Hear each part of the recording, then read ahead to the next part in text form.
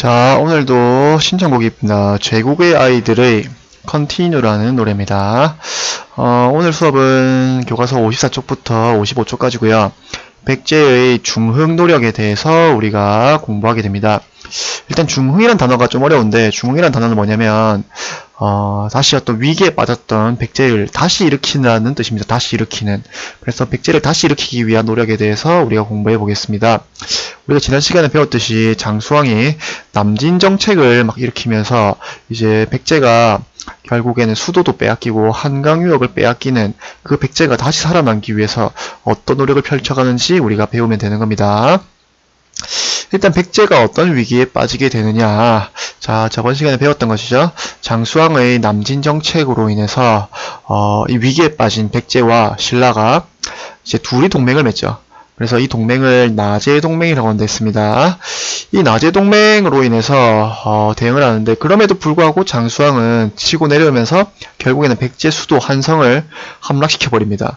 자, 그러자 이제 수도를 빼앗긴 백제는 급하게 수도를 더 남쪽인 웅진으로, 자, 여기 지도 보입니까? 자, 웅진으로 수도를 옮길 수밖에 없었고요. 결국에는 한강 유역을 완전히 상실하게 됩니다. 고구려에게 뺏기게 되는 거죠. 자, 그러면 이 백제 입장에서는 한강 유역을 빼앗겼기 때문에 굉장히 힘든 상황에 처하게 되는 겁니다. 자, 이 상황에서 이제 백제가 이제 다시 일어나기 위해서 일단 이 나제 동맹을 더욱더 강화를 시켜 나가야 됩니다. 안 그래도 한강 뺏겼는데 신라와 동맹 관계까지 틀어지면 안 되겠죠. 그래서 동성왕 때 이제 신라 왕실과 혼인까지 맺으면서 더욱더 강력한 끈끈한 관계를 맺어가게 되고요. 그리고 무령왕 때가 되면 이제 지방 관리로서 왕족을 파견함으로써 지방을 통제를 더 강화시켜가면서 내부도 단속을 하고요. 그리고 중국과 활발하게 교류를 하면서 외교적인 노력에도 힘을 기울이게 됩니다. 자, 그래서 점차 이제 국력을 회복해 나가게 되고요. 그리고 이제 성왕 때가 되면서 본격적인 어떤 국력 회복에 힘쓰게 됩니다. 일단 수도를 아까 웅진으로 옮겼다고 했죠. 웅진에서 사비로 옮기게 됩니다. 자, 일단 지도에서 확인해 보겠습니다. 자, 일단 최초의 수도는 한성이었고요. 이제 그때 고구려에서 온조랑 비류가 내려와서 세운 최초의 수도가 여기 한성입니다.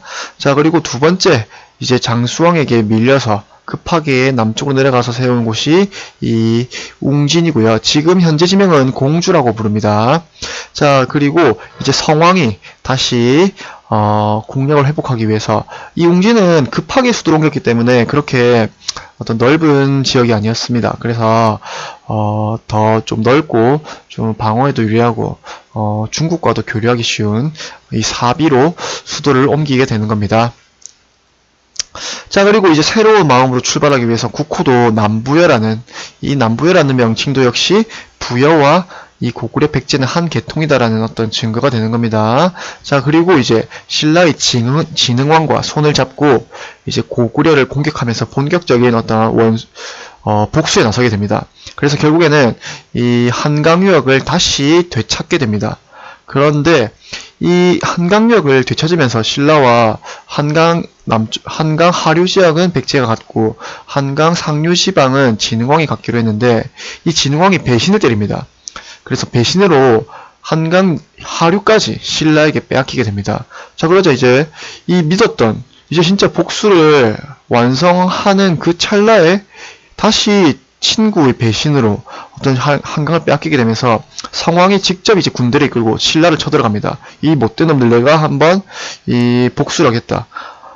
직접 군대를 이끌고 출전하는데, 이 성왕이 신라에게 붙잡혀서 결국에는 신라군에게 죽음을 당하게 되면서 이 다시 일으키려는 이 중흥 노력이 결국에는 마지막 순간에 다시 실패로 돌아가게 되면서 이 진흥왕 배신을 때린 데다가 성왕까지 죽여버리는 신라의 진흥왕입니다.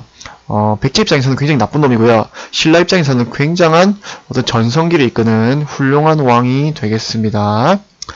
자, 이 이후에는 어떤 일이 펼쳐질까요, 여러분? 당연히 신라와 백제는 이제 그냥 서로 으르렁거리는 원수지간으로 변화를 해가게 되고요.